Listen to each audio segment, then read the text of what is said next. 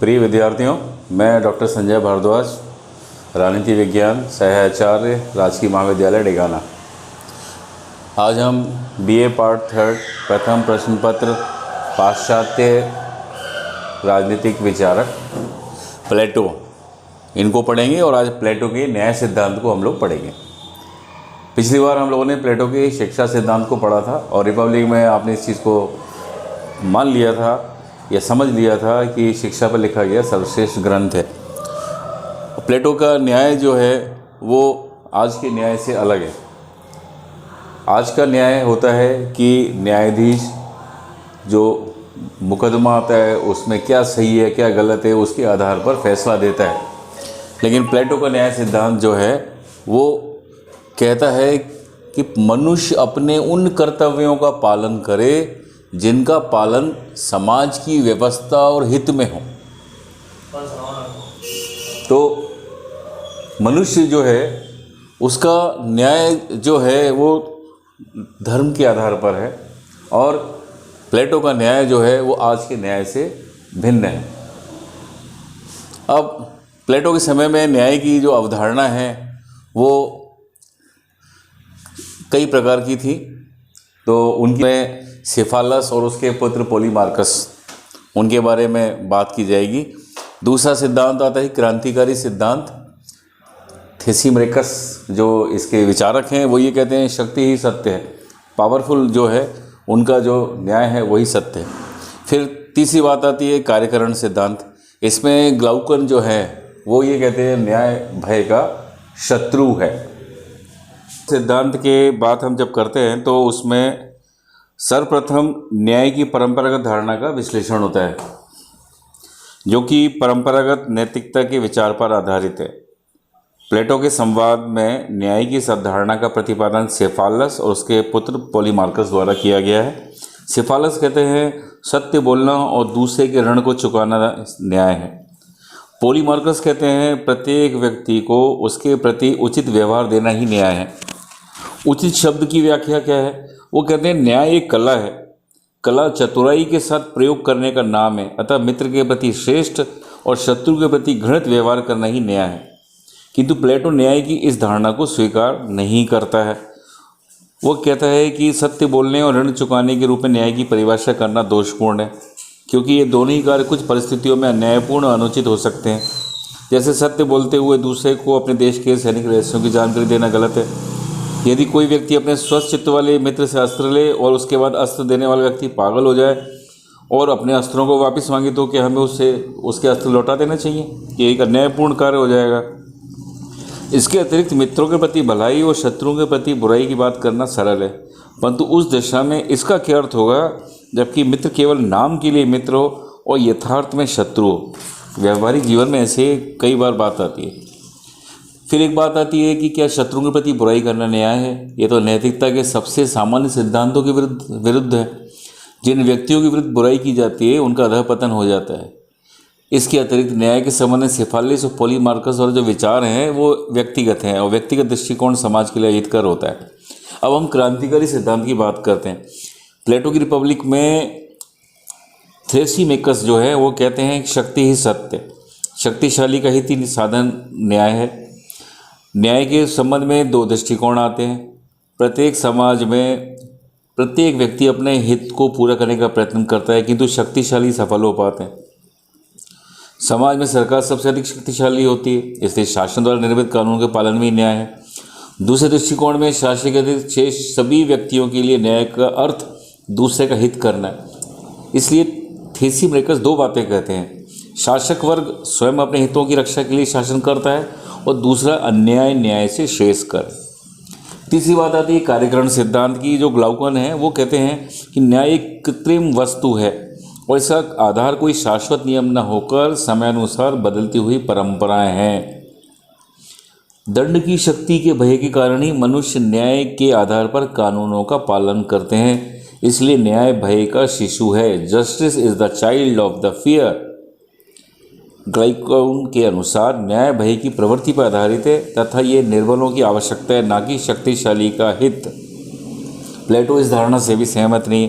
अब प्लेटो के न्याय की बात हम करते हैं। प्लेटो का कहना है कि न्याय मानव आत्मा की उचित अवस्था और मानवीय स्वभाव की प्राकृतिक मांग है। प्लेटो कहते हैं न्याय राजा की प्राणवायु है। अब वो न्याय के दो रूपों की बात करेंगे, व्यक्तिगत और सामाजिक या राज्य संबंधित। पाइथागोरस के अनुयायियों के समान प्लेटो की भी ये धारणा है कि मानवीय आत्मा में तीन तत्व होते हैं या अंश होते हैं, इंद्रिय तृष्णा जिसे हम एपिटाइट कहते हैं, शौर्य या स्पिरिट, और तीसरा बुद्धि या विजडम। ये तीनों गुण जब उचित अनुपात में मानव मस्तिष्क में विद्यमान होते हैं तभी व्यक्ति न्याय का पालन करता है। मतलब इंद्रिय तृष्णा, शौर्य और बुद्धि का उचित समन्वय और सामंजस्य व्यक्ति के जीवन में न्याय की सृष्टि करता है। प्लेटो के अनुसार जिस प्रकार छोटे अक्षरों की तुलना में बड़े अक्षर आसानी से पढ़े जा सकते हैं, इसी प्रकार व्यक्ति के जीवन की अपेक्षा राज्य में न्याय को स्पष्ट रूप से लक्षित किया जा सकता है। इसलिए मानव जीवन के इन गुणों के अनुरूप ही प्लेटो राज्य के 4 गुण बताता है। एक है बुद्धिमत्ता, साहस, संयम और न्याय।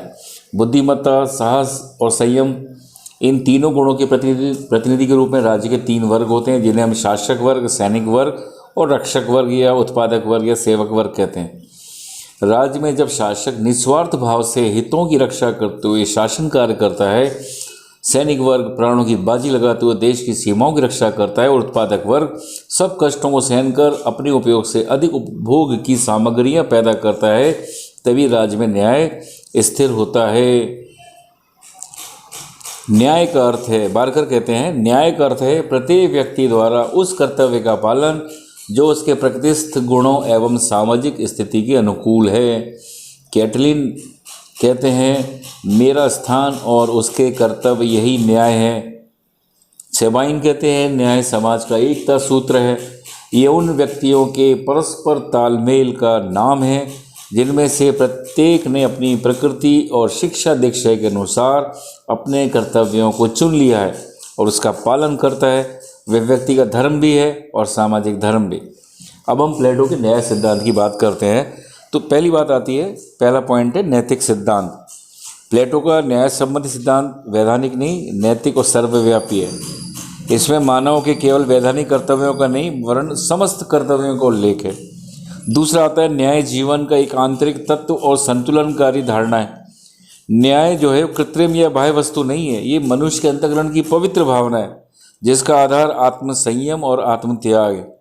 जीवन में अति नहीं बल्कि संतुलन को हमें मानना चाहिए। फिर तीसरी बात आती है कार्य विशिष्टीकरण का। मानवीय जीवन के 3 नैसर्गिक तत्व हैं, विवेक, साहस और तृष्णा। तो जीवन के इन 3 तत्वों के अनुरूप ही राज्य के नागरिकों को क्रमशः 3 वर्गों में विभाजित किया जाता है, शासक, सैनिक, उत्पादक। और इस आधार पर ही कार्य श्रेष्ठता और समस्त समाज में एकता की स्थिति को प्राप्त किया जा सकता है। कार्य विशिष्टता में यह भी बात सम्मिलित होती है कि व्यक्ति के द्वारा अन्य व्यक्तियों के कार्य में हस्तक्षेप नहीं किया जाए। जैसे डॉक्टर रूज कहते हैं अपने कार्य को करना और अन्य लोगों के कार्य में हस्तक्षेप न करना ही न्याय है। नेक्स्ट पॉइंट है अति व्यक्तिवाद का विरोधी और सावयव एकता का सिद्धांत। न्याय सिद्धांत की एक प्रमुख मान्यता है कि व्यक्ति समष्टि का एक अंग है और समाज के विकास में ही व्यक्ति का विकास है। कार्य विशिष्टीकरण का सिद्धांत वर्गों और व्यक्तियों में भिन्नता उत्पन्न करने के लिए नहीं बल्कि एकता उत्पन्न करने के लिए होता है। मतलब व्यक्ति बनाम राज्य जैसी कोई स्थिति नहीं है, व्यक्ति राज्य के लिए और राज्य के प्रति उसके कर्तव्य हैं। प्लेटो ने साफ लिखा है कि नागरिकों में कर्तव्य भावना ही राज्य का न्याय सिद्धांत है। नेक्स्ट पॉइंट आता है दार्शनिक शासक। न्याय की प्राप्ति के लिए नितांत आवश्यक है कि राज्य की समस्त शासन व्यवस्था विवेकशील, निस्वार्थी और कर्तव्य परायण शक्तियों के हाथ में। तो उपयुक्त गुणों से युक्त व्यक्ति को ही प्लेटो के द्वारा दार्शनिक शासक माना जाता है।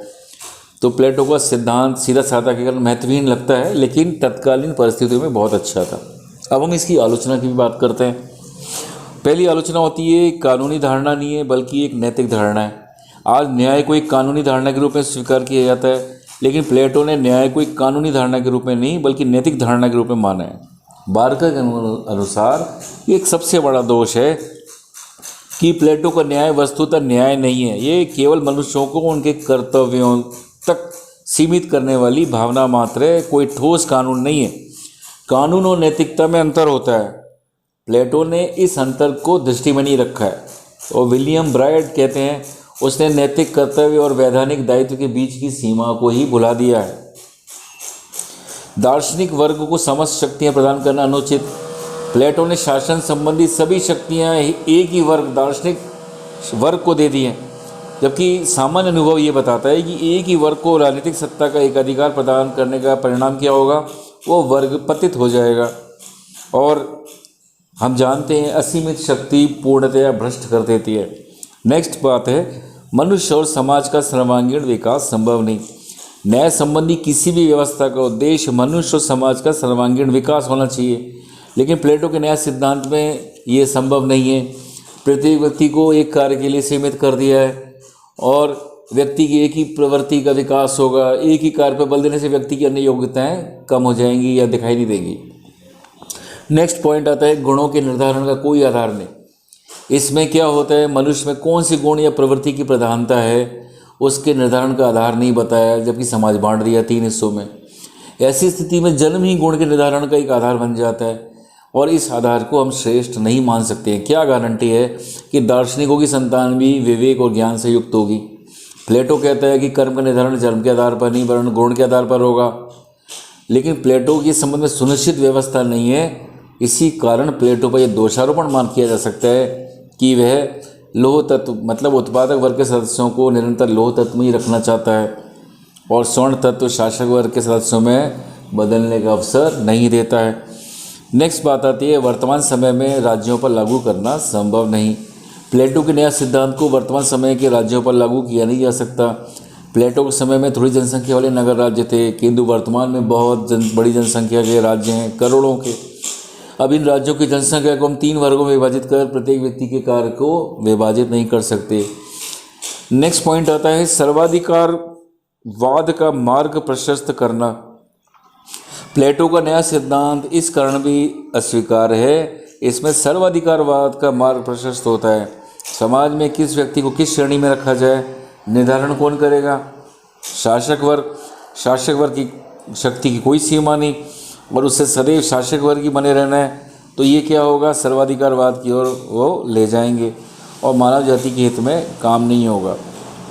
लास्ट पॉइंट है, वर्गीय विशेषाधिकार का समर्थन अनुचित। ये एक विरोधाभास भी है कि न्याय से सामान्यतः हमें व्यक्तियों के प्रति व्यवहार में समानता का बोध होता है, किंतु प्लेटो ने अपने न्याय सिद्धांत के अंतर्गत वर्गीय विशेषाधिकार को न्यायोचित बताया है। न्याय के नाम पर वर्ग विशेषाधिकार का समर्थन किसी भी प्रकार से हम इसको उचित नहीं मान सकते हैं। वास्तव में प्लेटो ने अपने न्याय सिद्धांत का प्रतिपादन एक वैधानिक सिद्धांत के रूप में नहीं बल्कि नैतिक सिद्धांत के रूप में किया है। बहुत बहुत धन्यवाद। कल नेक्स्ट टाइम जब हम लोग प्लेटो को पढ़ेंगे परीक्षा की दृष्टि से तो ये बहुत महत्वपूर्ण है। अब हम अगला जब पढ़ेंगे तो वो टॉपिक होगा प्लेटो का साम्यवाद और ये विषय भी काफ़ी अच्छा है, परीक्षा की दृष्टि से भी ये महत्वपूर्ण है। धन्यवाद।